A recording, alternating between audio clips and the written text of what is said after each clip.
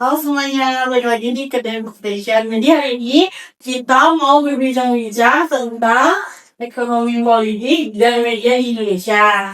Jadi sekarang kita lagi bareng-bareng sama Kak Bagas, Kak Tiara, Kak Abel, dan Kak Fani.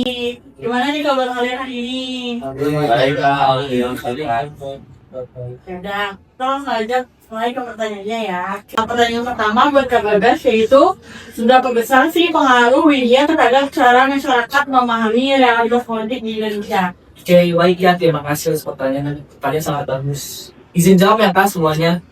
Jadi yang mau pertanyaan saya jawab adalah media memiliki pengaruh sangat besar dalam bentuk cara masyarakat melihat dan memahami realitas politik.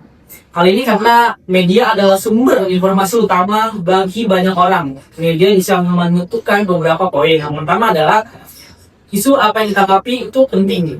Jadi bahasanya adalah agenda penting. Ya, tuh. Yang kedua adalah cara suatu peristiwa dipahami atau framing pemerintahan. Yang ketiga adalah kesimpulan atau opini yang muncul di masyarakat. Jadi pemahaman politik di masyarakat sering bukan berasal dari pengalaman langsung, tetapi dari bagaimana media mengemas informasi tersebut. Itu teman-teman, kurang lebih penjelasannya. Jadi pertanyaan kasarnya. Makasih Kak Bagas. Sekarang kita nanya nih ke Kak Deva. Nah, menurut Kak Deva, apa yang sebenarnya dimaksud dengan framing dalam dunia jurnalistik? Framing adalah cara media mengemas, menyusun, dan melampirkan informasi sehingga suatu peristiwa terlihat dari teori tertentu. Contoh framing, isu demo mahasiswa bisa didapat sebagai aksi penyampaian data atau aksi yang mengganggu ketertiban. Padahal peristiwa sama, tapi kesan yang muncul berbeda kok. Jadi framing bukan soal memasukkan fakta, tetapi cara memilih kata, sudut pandang, narasumber, dan fokus cerita yang ingin ditonjolkan. Oke, maksudnya kayak jawabannya. Nah, buat selanjutnya ada pertanyaan juga buat Kak Tiara, yaitu menurut kamu bagaimana wartawan bisa menjaga idealisme dalam situasi seperti itu? Izin jawab ya Kak. Dengan tetap berpegang teguh pada kode etik jurnalistik, klarifikasi data, keseimbangan sumber, dan transparansi, wartawan bisa tetap terintegrasi meskipun ruangnya terbatas. Atas jawabannya. Oke, selanjutnya ada pertanyaan buat Kak Abel, yaitu apakah literasi media di Indonesia udah cukup nih menurut kamu?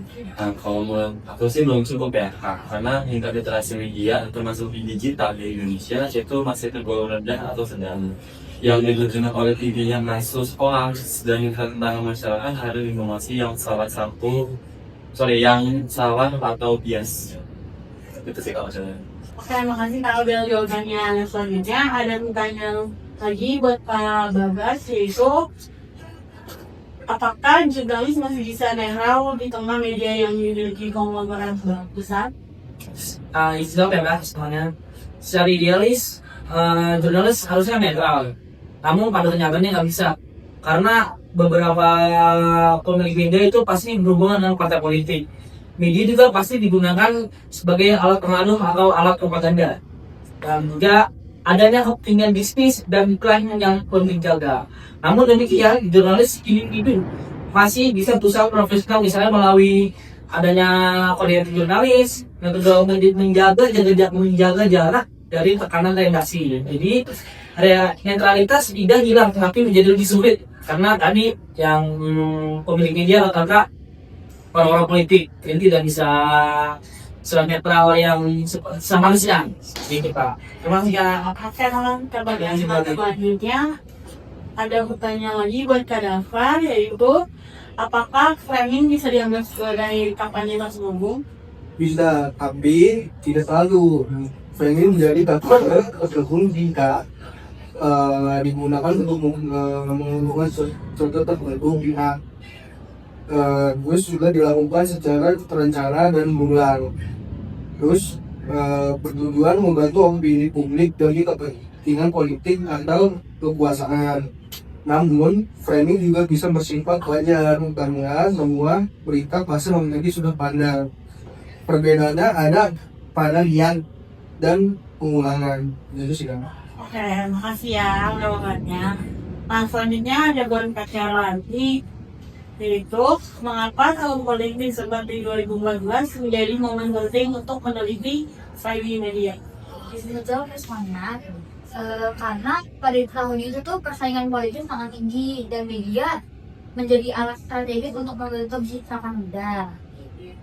Framing pada masa kampanye bisa memengaruhi persepsi bahkan keputusan memilih masyarakat.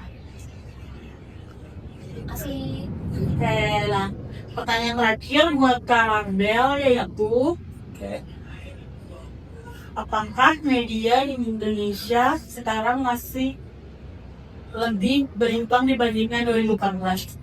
Menurut aku sih belum tentu ya, karena meskipun ada lebih dari media tanggal, masalah karena dari tahun 2014 yaitu pengaruh kepentingan politik pemilik media masih sangat signifikan, dan itu terus menghambat berimbangan pemberitaan media pada sekarang di Indonesia. Itu sih yang aku bilang. Oke, makasih Kak Lambel jawabannya. Oke guys, sekian untuk bincang-bincangan dari Information hari ini bersama Kak Media dan Ekonomi Politik ini. Makasih buat Kak Bagas, ya Kak Abang, dan Kak Delva udah datang hari ini, dan makasih semua yang udah nonton. See you. Dadah.